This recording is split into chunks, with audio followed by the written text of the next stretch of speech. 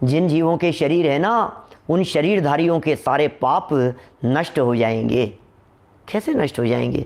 अरे प्रभु, आपकी शरण में आने का चमत्कार है ये। हे आदिनाथ भगवान, हे तीर्थंकर परमात्मा, आपकी शरण में आने का चमत्कार है ये। हम तो एक समस्या के निपटारे की सोच रहे थे। हम ये सोच रहे थे डॉक्टर के पास में आए हैं और बतलाओ प्रॉब्लम क्या है। ज़्यादा प्रॉब्लम तो घुटनों की है, बाकी तो कभी कभी पेट भी दर्द करता है, सर भी दर्द करता है, कंधे दर्द करते रहते हैं, बदन टूटता रहता है, बुखार होता रहता है, लेकिन असली प्रॉब्लम तो घुटनों की है। अरे तू क्या बात कर रहा है? हम ये कह रहे हैं कोई प्रॉब्लम नहीं रहेगी, एक प्रॉब्लम का चक्कर नहीं है।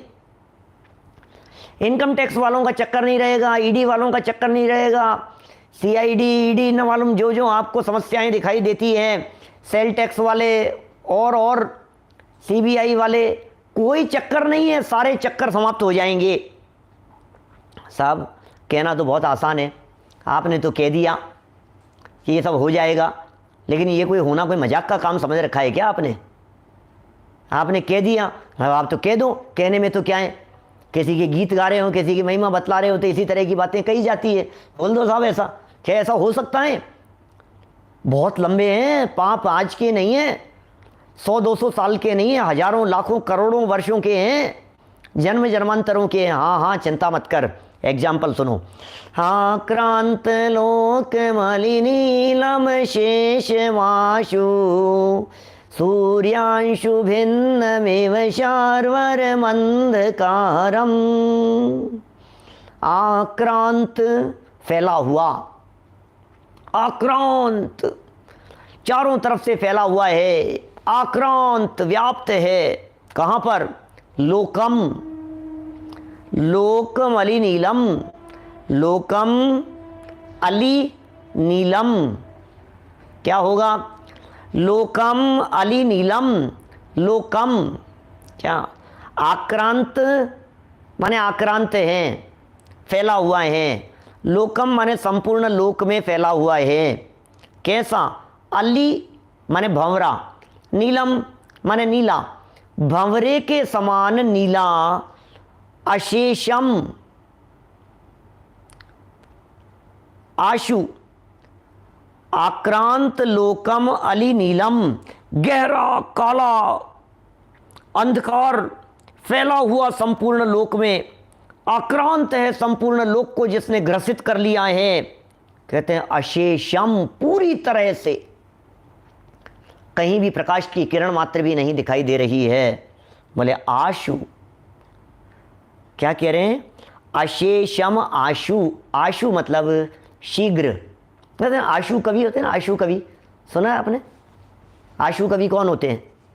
तुरंत रचना कर देने वाले, किसी भी बात को सुनकर के तुरंत रचना कर देने, आशु कवि है। तो आशु मतलब शीघ्र, फास्ट काम करने वाले।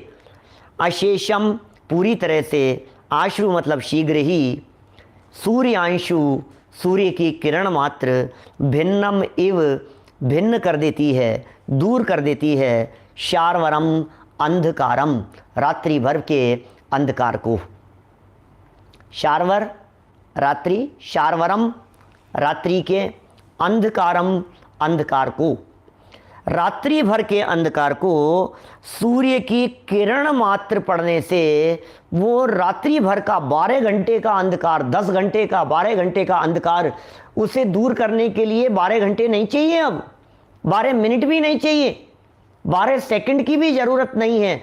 एक किरण मात्र सूर्य की उसे क्षण मात्र में चारों तरफ के अंधकार को दूर कर देती है। कमरे में घना अंधकार हो और लाइट जलाई जाए, 4 घंटे से अंधेरा था, लाइट गई हुई थी और अचानक मालूम ही नहीं था कि यहाँ रोशनी भी है, लाइट भी है। हम किसी ऐसी जगह पर बैठे हुए थे, गुफा थी और अंधेरे में बैठे हुए थे और रात को कहीं फंस गए थे।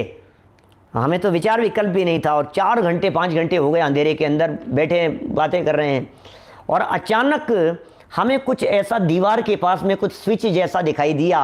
अब जैसे ही हमने उस स्विच को ऑन किया, मैं आपसे पूछता हूँ, अब बताइए वो 4 घंटे का अंधकार दूर करने के लिए कितने मिनट चाहिए?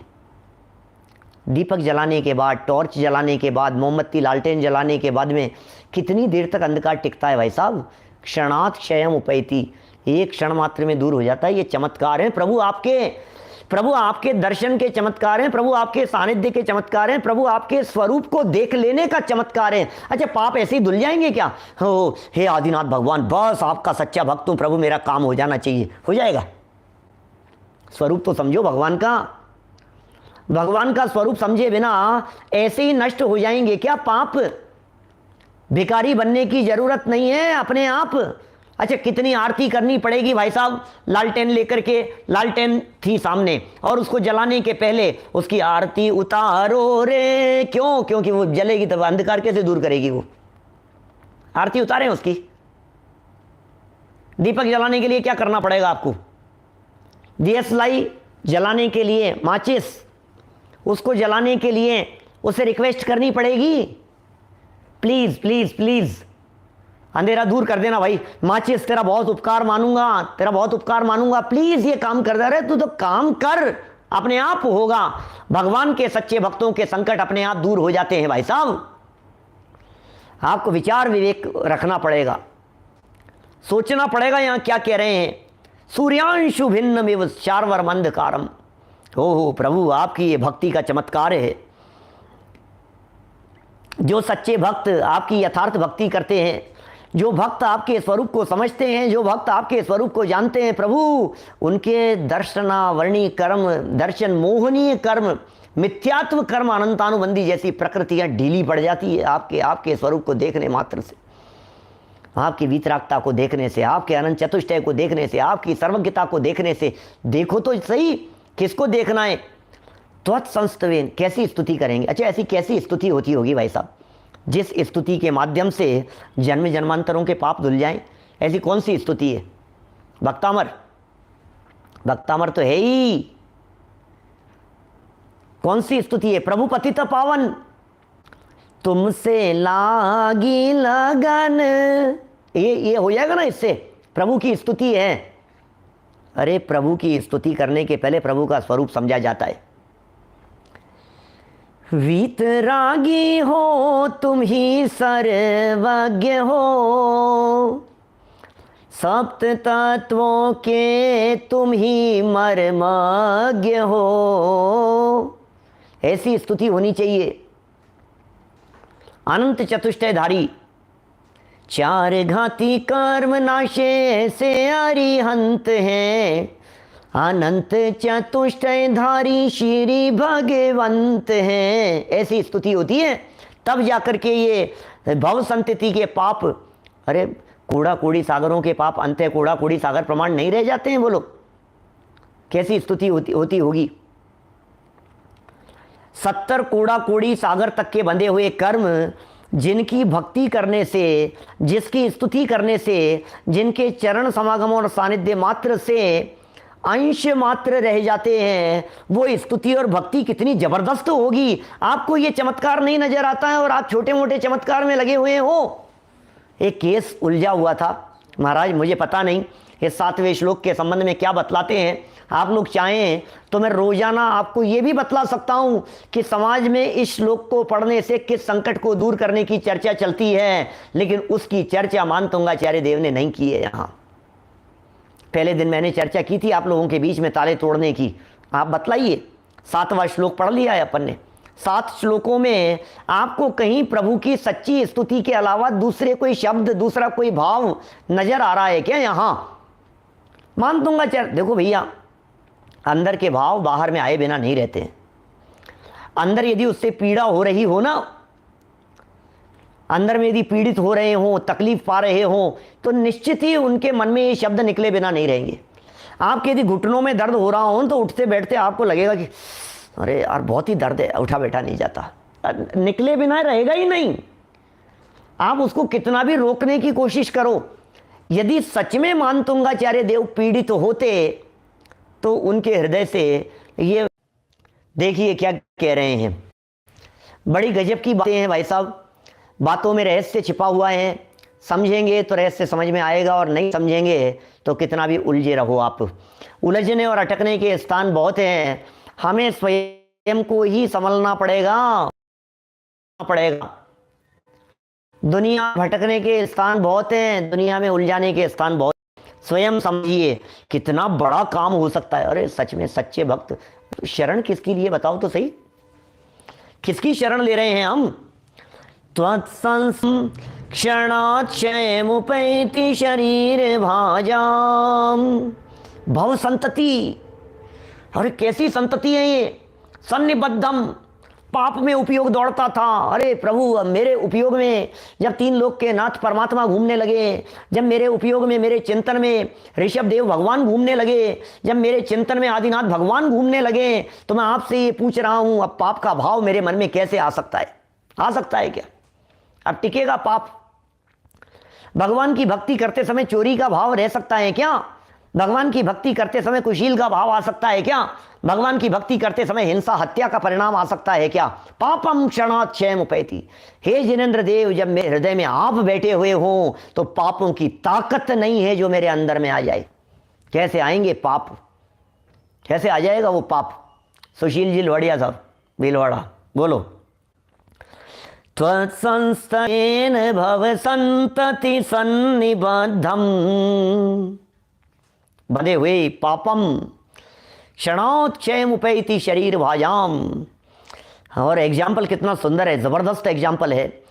आक्रांत लोक मलिनीलम, कितना सुंदर है। आक्रांत, दो पंक्तियों के अंदर देखना इस एग्जाम्पल को गहराई से। आक्रांत लोकम, संपूर्ण लोक को आक्रांत किया हुआ है, गहरे नीले भंवरे जैसे काले घने, शारवरम अंधकारम, रात्रि भर के अंधकार को, शारवर रात्रि अंधकारम, अशेषम कंप्लीट पूरी तरह से, आशु सूर्यांशु भिन्नमेव, सूर्य की किरण मात्र से भिन्न कर देती है। ऐसा अनासक्त भावों की यहाँ चर्चा चल रही है भाई साहब। कैसे कैसे पाप नहीं बंधे हुए होते हैं भगवान की भक्ति से, जिनेंद्र देव के दर्शन मात्र से। कहा जाता है निधत्ति और निकाचित जैसी कर्म प्रकृतियां भी जिनेंद्र देव की भक्ति और स्तुति करने से, उनके दर्शन मात्र से नाश को प्राप्त हो जाती है। भगवान की भक्ति और स्तुति, अरे सच्ची भक्ति और स्तुति की क्या बात करो। जिनेंद्र देव को देखें और फिर अपने स्वरूप को देखें, अकेला उनको देखने से नहीं। क्या अकेला उनको देखने से सारे पाप नष्ट हो जाएंगे? तो परावलंबी बात हो गई। जब प्रभु को देखा, और प्रभु को सच्चे अर्थों में देखना कब होता है? जिनेंद्र देव तो दर्पण के समान होते हैं, जिनेंद्र देव तो मिरर के समान होते हैं। देखा जब प्रभुवर तुमको तो मुझको मेरा ही रूप दिखे। ऐसा है, जब प्रभु और आपको देखता हूं तो मुझे मेरा रूप दिखाई देने लगता है। जिन दर्शन कर निज दर्शन, और फिर क्या होगा? अब टिके, मिथ्यात्व टिकेगा। अब अनंतानुबंधी टिक पाएगा। अब ताकत है मिथ्यात्व और अनंतानुबंधी जैसे पापों की टिकेंगे। जब पाप नहीं टिकेगा तो पाप का फल कहां से आएगा? और जब पाप का फल नहीं आएगा तो संकट कहां से आएंगे? अरे सर्व संकट मिट जावे, जगत के उपद्रव मिट जावे, ये ऐसा चमत्कारिक मंत्र है। क्या सोच रहे हैं आप? और कौन से चमत्कारों की बात कर रहे हैं? और कौन से चमत्कार का इंतजार कर रहे हैं? हाँ, यदि आप ये सोच रहे हो कि इसको पढ़ने से मेरा कैंसर दूर हो जाएगा, अरे ये छोटे मोटे शरीर के कैंसर की बात नहीं है। इस शरीर का कैंसर दूर भी हो गया मान लीजिए, तो क्या दोबारा नहीं होता है क्या कैंसर? बोलो। अच्छा, कैंसर तो मिट गया, अब किडनी फेल हो गई, अब क्या करोगे? अब किडनी तो सही हो गई, वो तो ट्रांसप्लांट करवा दिया आपने, बीमारी दूर हो गई। हार्ट की प्रॉब्लम शुरू हो गई, अरे कब तक बचाओगे शरीर की बीमारियों को? ये शरीर तो रोगों की खान है, शरीर बचाने से नहीं बचता है। असली बीमारी तो जन्म जरा मरण की बीमारी लगी हुई है। असली पाप और असली संकट तो मिथ्यात्व का है और अनंतानुबंधी का है। वो संकट मिट जाते हैं। पापम क्षणात् क्षयमुपैति शरीर भाजाम। ओह, गजब का श्लोक लिखा आगे वाला। अगले श्लोक की तरफ बढ़ रहा हूं, देखिए 8 नंबर के श्लोक की तरफ चलते हैं अपन। क्या रहस्य बतलाते हैं इस 8 नंबर के श्लोक में? मत्वेति नाथ तव संस्तवनम मयेद मारभ्यते तनुधियापि तव प्रभावात् चेतो हरिष्यति सतां नलिनी दलेषु मुक्ता फले द्युतिमुपैति ननूद बिंदु। चमत्कारिक है ये बातें। क्या चमत्कारों की चर्चा कर रहे हैं, कुछ रहस्यों की चर्चा कर रहे हैं। मत्वेति, मत्वे, मत्वा इति, मत्वा मानकर, ये जो त्वा प्रत्यय का प्रयोग होता है ना, त्वा, एक त्वा प्रत्यय का प्रयोग दो क्रियाओं को एक साथ बतलाने के लिए होता है। ऐसा करके, क्या करके, मान करके, कि क्या करके, क्या कर रहे हैं, हे नाथ ऐसा मानकर, जो बातें पीछे कही है उन बातों को मानकर, बात खत्म नहीं हुई, इसका मतलब आगे कुछ और कहना चाहते हैं। ऐसा मानकर, ऐसा सुनकर, तो आगे और कुछ बतलाएंगे ना, ऐसा बोलकर। जब ऐसे शब्दों के प्रयोग होते हैं तो उसमें कंटिन्यू कुछ ना कुछ बात और कही जाती है। जब मैंने ये जान लिया कि आपकी भक्ति और आपके स्तोत्र से क्षण मात्र में ही जन्म जन्मांतरों के पाप दूर हो जाते हैं, क्षण मात्र में ही सारे पाप धुल जाते हैं, तो फिर मैं क्या करूँगा? बोलो बोलो क्या करेंगे? जब आपको पता लग गया कि डॉक्टर के पास में जाने पर सारी बीमारियां अपने आप दूर हो जाएगी, जब आपको पता लग गया इन वैद्य जी को दिखा लेने से आपको तकलीफ नहीं रहेगी, फिर आप क्या करोगे? बोलो, सोचो तो सही। सच कह रहे हैं विवेक जी। कौन कहता है भक्तामर से इलाज नहीं होता? इलाज तो होता है, लेकिन बीमारी तो पता लगे क्या है। अभी बीमारी ही पता नहीं है, तुम कौन से इलाज की बात कर रहे हो? अभी प्रॉब्लम ही पता नहीं है, तुम कौन सी प्रॉब्लम के इलाज की सोच रहे हो? क्या प्रॉब्लम का इलाज तो होगा, लेकिन कौन सी प्रॉब्लम का? बड़े बीमारियों के इलाज होते हैं यहाँ, भयानक बीमारियों के इलाज होते हैं यहाँ, बड़े बड़े संकटों के इलाज होते हैं यहाँ। छोटी मोटी बीमारियों का अवकाश नहीं है। अरे छोटी मोटी बीमारियों को तो बीमारी गिना ही नहीं जाता है, छोटी मोटी बीमारियों की तो डॉक्टर चर्चा ही नहीं करते हैं। मैंने कल परसों प्रवचन में, सुबह के प्रवचन में मैंने एक एग्जाम्पल दिया था तत्काल बना करके, घुटनों के दर्द का। ऑपरेशन हुआ और हो सकता है ऑपरेशन हो जाने पर दर्द बहुत हो, क्योंकि जिस दिन सर्जरी हुई है अचानक थोड़ी ना आप चलेंगे, अचानक चल नहीं पाएंगे। जिस दिन सर्जरी हुई है बहुत दर्द रहेगा, बहुत दर्द रहेगा। सर्जरी हुई है, आपको 24 घंटे के अंदर डॉक्टर ने खड़ा कर दिया और चलाने के लिए कहा कि चलो, और आप चलो, प्राण निकल रहे हैं आपके। अब जब आपके प्राण निकलते हैं, आप कहते हो डॉक्टर साहब ये तो ज़्यादा हो गया।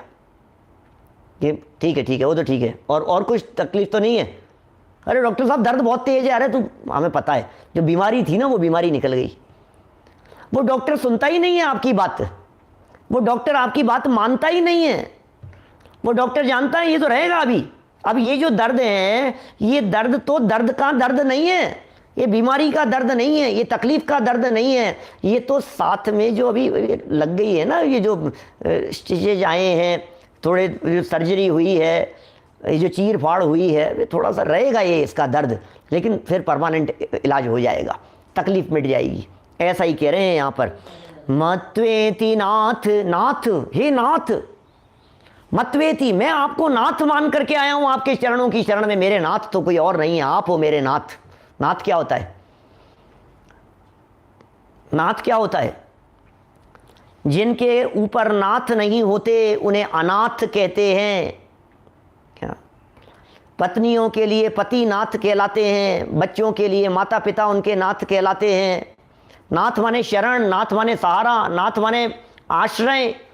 जिनका आश्रय है वे नाथ कहलाते हैं, मालिक कहलाते हैं, स्वामी कहलाते हैं।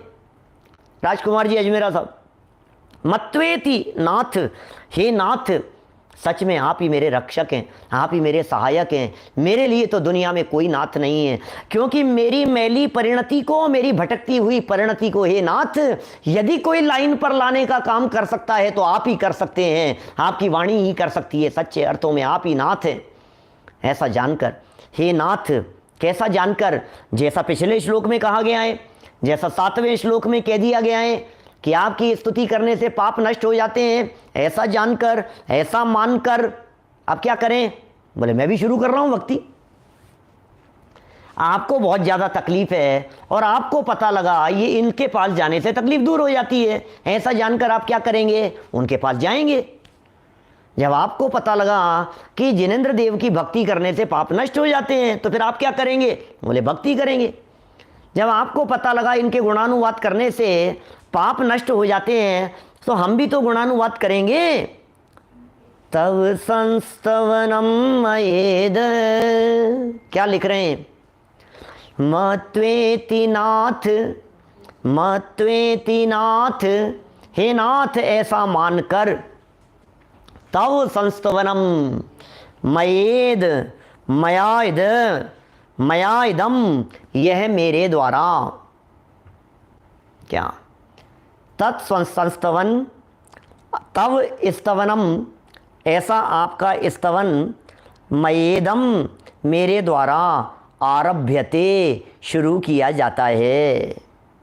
ऐसा जान करके ये स्तुति मेरे द्वारा प्रारंभ की जा रही है। मतलब अभी तक की नहीं है आपने। पिछले 7 श्लोकों में तो भूमिका बना रहे थे, पिछले 7 श्लोकों में तो चर्चा कर रहे थे, और इस 8वें श्लोक में आकर के भी अभी भक्ति शुरू नहीं की है। यहाँ तो कह रहे हैं शुरू कर रहा हूँ, अभी की नहीं है, अभी भक्ति कर नहीं रहे हैं। मत्वेति नाथ तव संस्तवनम मयेद, मारभ्यते, आरभ्यते, तनुधियापि, तनु छोटा, धी बुद्धि, अपि भी, कम बुद्धि होने पर भी शुरू कर रहा हूं मैं, पावर नहीं है फिर भी शुरू कर रहा हूं मैं, लेकिन मैं जानता हूं भले ही मेरी कम बुद्धि हो, आपकी स्तुति कर रहा हूं ना मैं। तव प्रभावात, आपके प्रभाव से अवश्य चमत्कार होंगे, मैं जानता हूं। आपके प्रभाव से चेतो हरिष्यति सताम, चेतो हरिष्यति सताम, चेतो चित्त, हरिष्यति चित्त को हर लेगा, सताम सज्जनों के, मुझे मालूम है जब मैं स्तुति करना प्रारंभ करूंगा तो क्या होगा, सज्जनों के चित्त को हर लेगा।